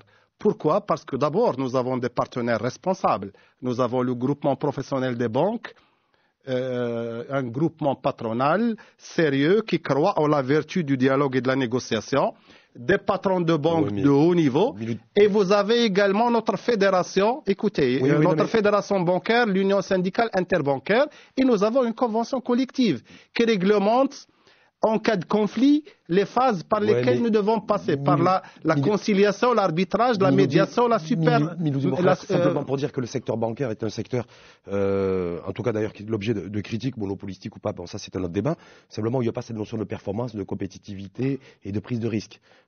Moi j'aimerais vous entendre, si vous permettez, Ministre de Mohamed, dans les entreprises où ils ont la nécessité, comme exigence, d'être compétitifs, d'aller sur les marchés internationaux, d'avoir des parts de marché, où là il y a effectivement cette notion de compétitivité qui est mise en équation avec la gestion salariale. Oui. Et là, voilà. Donc, écoutez, vous prenez de ce point de vue-là, prenez le secteur. Je ne veux pas citer de nom d'entreprise pour ne pas faire de la publicité sur votre chaîne, mais prenez le secteur bancaire, enfin le secteur portuaire. Et il y a quand même plus de 5000 salariés. Nous avons une convention collective où les relations professionnelles sont bien gérées. Et on aboutit à la grève lorsqu'il y a violation de la convention collective. Prenez une grande entreprise dans le Nord. Non, moi je vous l'accorde, mais il nous dit dans le Nord. Mais la notion de compétitivité. Prenez le secteur de l'eau, de l'électricité. Enfin, là où la notion de compétitivité existe, les employeurs ont intérêt à conclure des conventions collectives sectorielles pour cadrer les relations professionnelles. Et je vous dis que nous sommes à l'UMT pour cette politique conventionnelle. Oui, mais d'ailleurs, une des reproches qu'on a fait au gouvernement, et on avait proposé au chef du gouvernement d'inciter cette politique conventionnelle des conventions collectives par des mesures d'incitation à caractère fiscal, par exemple, pour les entreprises qui concluent des conventions collectives. Vous conviendrez avec moi qu'ils fournissent plus. Et ceux qui ne concluent pas, ils font de la concurrence déloyale aux entreprises sérieuses. Non, moi, quand je parlais de compétitivité, c'est qu'à un moment donné, la question qui se pose aujourd'hui, c'est qu'est-ce qu'on est capable de produire le Made in Maroc, voilà, pour éviter de faire la défense commerciale et de bloquer les produits à l'importation, à nos frontières, et de réfléchir sur un modèle qui repose sur de la production. Donc, étant donné qu'on n'a pas de pétrole, qu'on n'a pas de gaz et qu'on a une énergie qui coûte extrêmement cher, pas excessivement cher, mais en tout cas extrêmement cher, c'est de pouvoir se dire qu'est-ce qu'on est capable de produire ici, avec quelle main-d'œuvre. Et d'où la notion aussi de ce qu'a évoqué tout à l'heure Gabriel Banon, de flexi-sécurité. Là-dessus, est-ce que vous êtes disposé à réfléchir, à vous constituer comme partenaire, comme l'ont fait d'ailleurs, ils le font depuis très longtemps, vos homologues syndicaux allemands, et plus récemment vos homologues syndicaux espagnols, qui se sont assis à la table composée du gouvernement espagnol, des représentants du patronat espagnol et du syndicat pour réfléchir là-dessus, c'est-à-dire on réfléchit sur l'image et sur l'Espagne-Maroc, sur l'Espagne, je veux dire, dynamique et qui va à la conquête des marchés, en réfléchissant sur la notion de compétitivité pour produire plus à moindre coût. Donc, est-ce que cette notion de compétitivité-là, est-ce que c'est une réflexion qui mûrit au sein de l'UMT et qu'il faudra nécessairement aujourd'hui pour apporter aussi peut-être une petite réponse au déficit du commerce extérieur, de la balance commerciale? Pourquoi produire plus à moindre coût? Vous connaissez une économie dynamique. Nous avons droit quand même à des conditions de vie admissibles. Mais comme les Espagnols, comme les Allemands, comme tout le monde. C'est pas un modèle, c'est pas un bon modèle. Donc c'est quoi notre modèle à nous? Si vous m'écoutez, je vais vous donner le modèle UMT marocain. Nous sommes pour la compétitivité des entreprises. Nous sommes pour la productivité. Et nous sommes également pour que les salariés puissent bénéficier des fruits de la croissance de l'entreprise par un salaire décent et par des conditions de travail décentes. C'est quoi un salaire décent pour vous, Milou Mokhler, si vous permettez? C'est ce que je vais vous expliquer. C'est à ce sujet-là que l'UMT avait proposé à la CGM de parapher un grand document que d'ailleurs nous avons intitulé « Une charte sociale pour une compétitivité durable et un travail décent ». Donc vous voyez que nous prenons en considération aussi bien les intérêts de l'entreprise que des hommes et des femmes qui y travaillent. Pour moi, un travail décent, c'est d'abord un salaire décent. C'est quoi un salaire décent pour vous? Vous ne pensez pas que je revendique uniquement le SMIC pour les salariés. Un salaire décent, c'est que un salarié, femme, homme, puisse subvenir à leurs besoins en matière de logement, de scolarité des enfants, de médicaments, de nourriture. Voilà un travail décent. Alors également une bonne couverture sociale et médicale et des conditions de travail admissibles en matière d'hygiène, de sécurité. Voilà un travail décent. Si je prends un exemple concret, peut-être plus parlant, si vous permettez, est-ce que vous considérez qu'un ingénieur, je sais pas, en informatique par exemple, qu'il soit allemand, français, italien ou espagnol, l'ingénieur marocain qui exerce la même fonction, le même métier et qui vit au Maroc, pour vous, c'est à travail égal, salaire égal? Vous n'avez pas compris. Est-ce que le travail égal, salaire égal, c'est-à-dire un ingénieur espagnol, vous considérez est-ce que l'ingénieur marocain doit prétendre à son même niveau de salaire ou pas? Écoutez, chaque pays a ses spécificités et c'est là la compétence qui joue. Nous avons beaucoup d'ingénieurs marocains qui ont des qualifications de haut niveau et qui, bien sûr, touchent mieux qu'un ingénieur espagnol et français. Donc, est-ce que vous trouvez cette situation, vous, normale, Milou Mokhler? Pourquoi pas? Non, le Maroc est un grand pays. Non, mais je n'ai pas de souci. Écoutez, sur quoi repose notre attractivité? Vous nous comparez à l'Espagne? Non, ou à n'importe quel pays européen. Je viens de recevoir il y a quelques semaines l'ambassadeur d'Espagne et le consul d'Espagne au Maroc qui sont venus solliciter l'UMT pour ne pas s'opposer aux cadres et aux ingénieurs qui veulent venir travailler au Maroc. Écoutez, j'ai dit qu'ils soient les bienvenus. c'est des vagues d'immigration à longueur d'histoire, mais nos ingénieurs, j'estime qu'ils sont compétents et la preuve, c'est que beaucoup d'ingénieurs immigrent vers la France, le Canada ou les États-Unis et démontrent leurs preuves. Est-ce qu'on ne va pas être interpellé, Milou Mokhaler, sur le coût du travail et qu'effectivement aujourd'hui on peut avoir une catégorie de salariés, de cadres moyens ou cadres supérieurs qui coûtent aussi cher, voire plus cher que des cadres supérieurs européens? Écoutez, c'est une notion de compétence. Si un technicien, un ouvrier, un ingénieur remplit dans les meilleures conditions sa fonction et son métier, il doit être très bien rémunéré. Il ne faut pas oublier que le coût du travail est un facteur important dans la productivité et la compétitivité, si vous avez un travail de qualité. Surtout pour les investisseurs qui regardent le coût du travail, plus le coût du travail est faible, plus le pays est attractif pour investir. C'est pour ça que je vous posais la question sur le coût du travail. Moustapha Saimi. Écoutez, il n'y a pas que le coût du travail qui est attractif pour les investisseurs. Mais ils sont regardants là-dessus, ça et le climat social. Et c'est plutôt un indicateur. Il y a d'autres facteurs qui interviennent dans l'attractivité. Et dans le coût du travail. Et là, l'autre jour, j'entendais la conférence de presse du président de la République française et ça m'a interpellé une idée extraordinaire, si on peut la transposer au Maroc, le conseil de l'attractivité pour les investissements et les investisseurs. C'est intéressant que vous preniez l'exemple d'ailleurs de François Hollande qui a annoncé, et ça a surpris beaucoup de monde, la baisse du coût du travail en France, de 3 à 5%.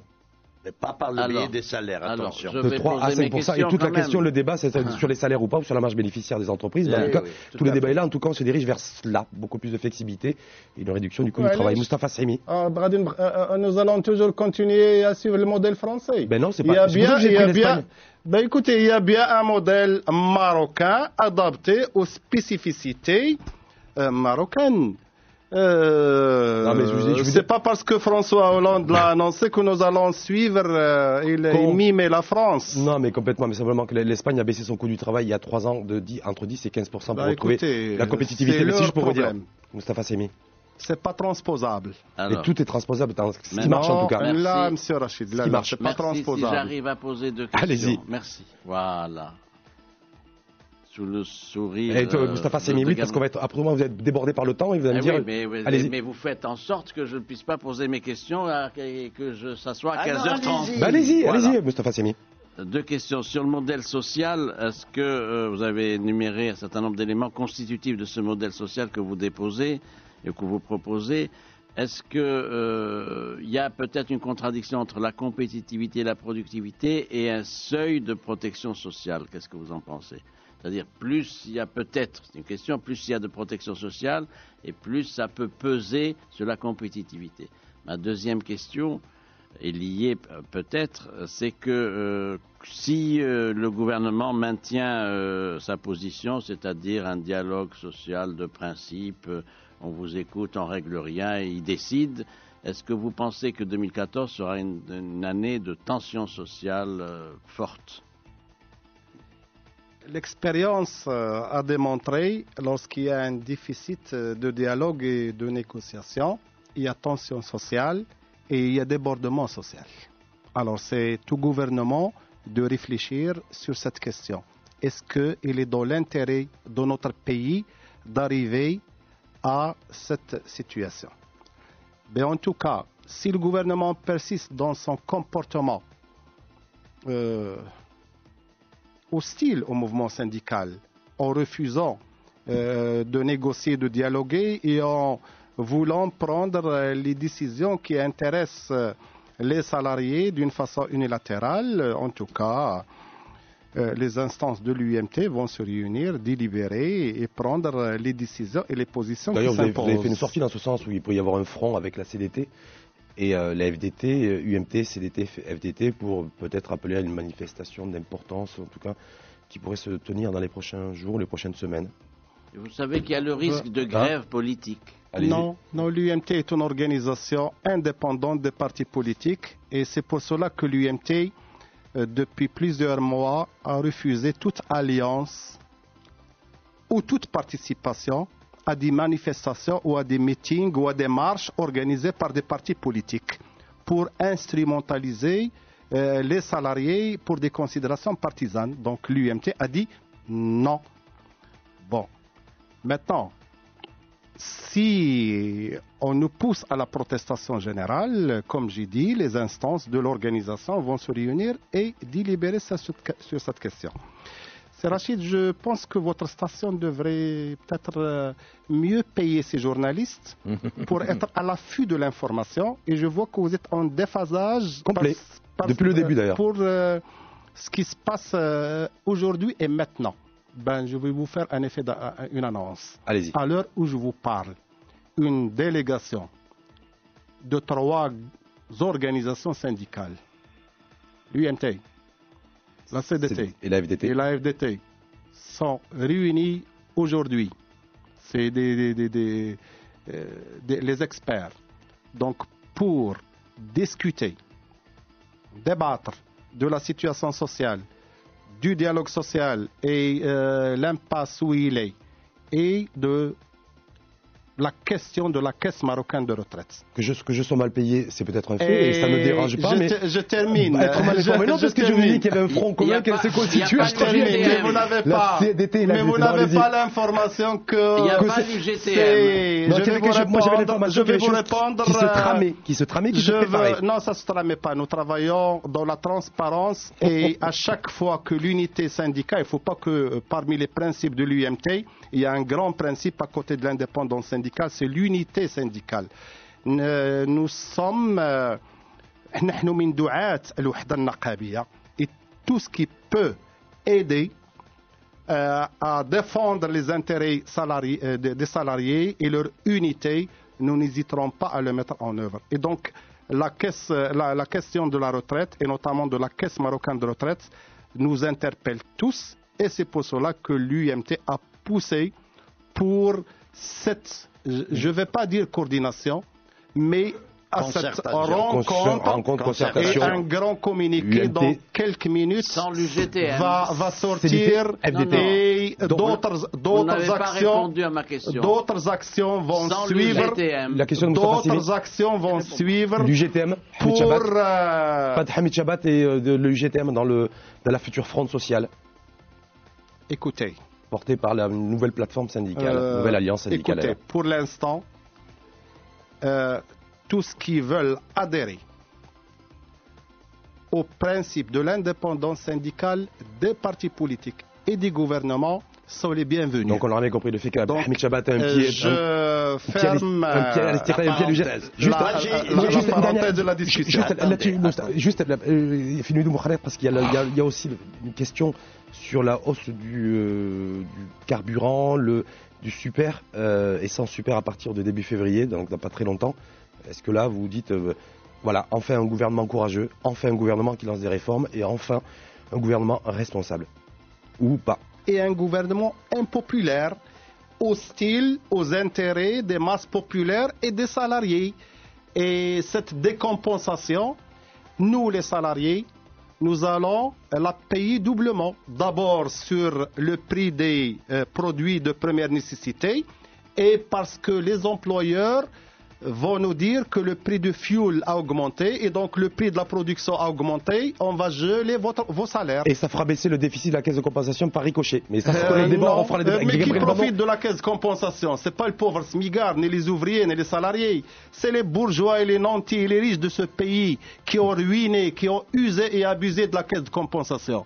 Vous allez comparer le pauvre smigard avec sa petite mobilette devant la station d'essence, avec les indos...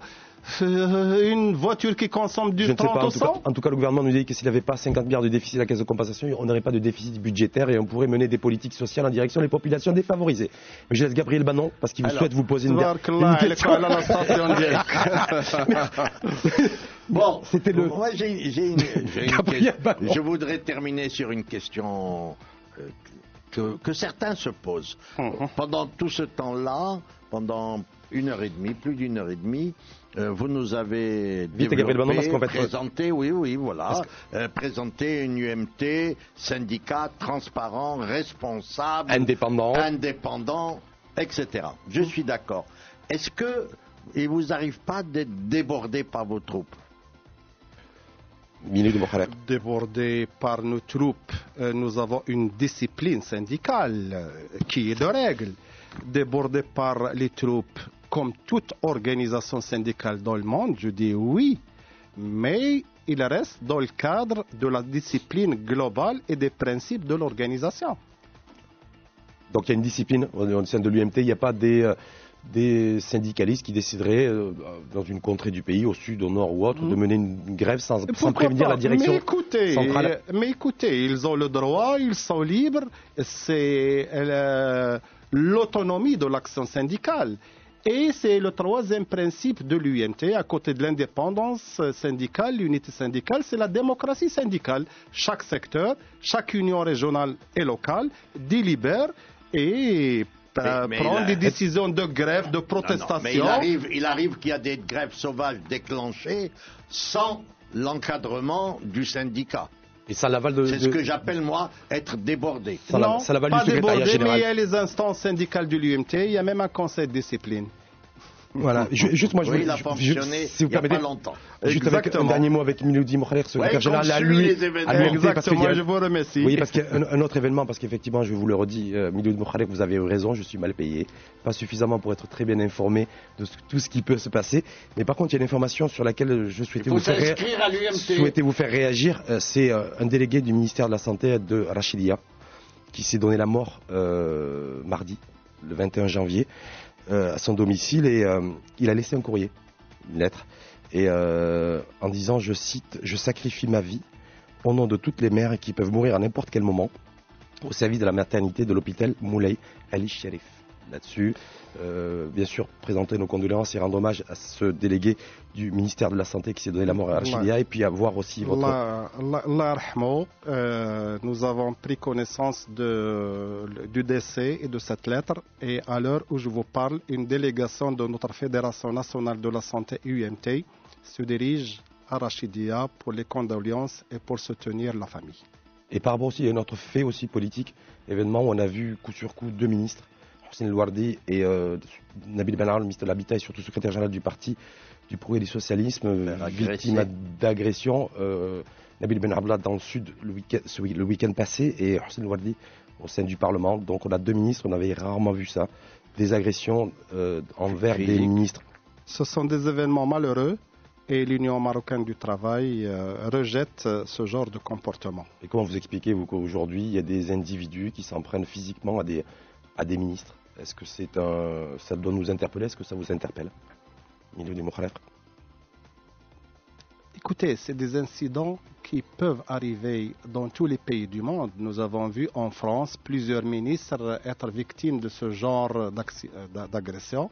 Mais en tout cas, notre pays, il a une culture, il a une tradition et nous devons le respect à nos ministres et même à notre chef du gouvernement. Et c'est pour cela que lorsqu'une manifestation a été organisée à Rabat, ils ont fait défiler ce que je ne citerai pas.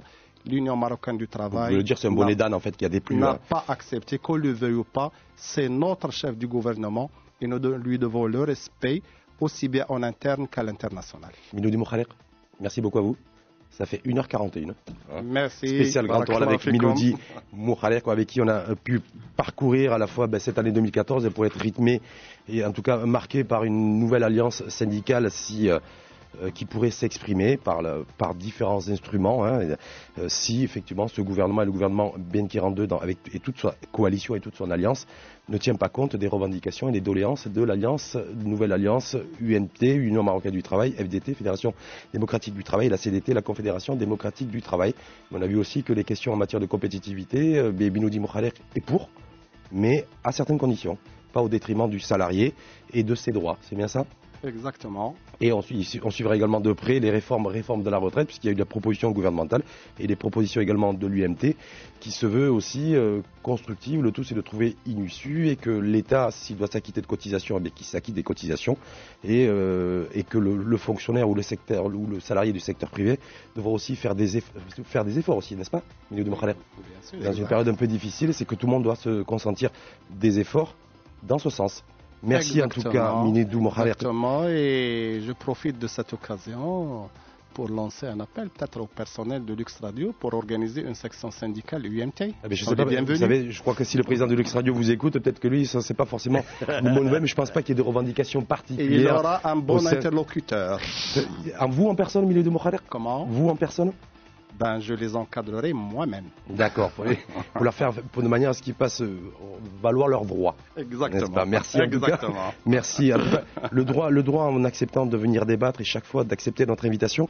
Vous savez, c'est le droit que vous faites valoir, c'est celui d'accéder à l'information aux auditrices et auditeurs qui peuvent se faire une opinion extrêmement précise de Milodi Mokhader, de ce qu'il pense, de la conjoncture politique, de la conjoncture économique et de la conjoncture sociale. Donc merci à vous une fois de plus, Milodi Mokhader, d'avoir accepté de participer au spécial Grand Oral avec Tous en Paris. Je rappelle que vous êtes secrétaire général à l'UMT, l'Union marocaine. De l'UMT. De l'UMT, à l'UMT ou à l'UMT, de l'UMT. Oh là là, ouais, ça c'est sérieux, c'est pour la forme. De l'UMT, Big Boss, de l'Union marocaine du travail. Donc une fois de plus, merci à vous, Milodi Mokhader. Merci également à Moustapha Sehimi, professeur de droit et politologue. Et merci aussi à Gabriel Banon, économiste et expert en géopolitique. Merci aussi à Ben Slimane, en charge de la production, à la réalisation, et à celles et ceux qui ont suivi ce débat et qui nous sont fidèles. Excellent après-midi à tous sur Lux Radio et à demain.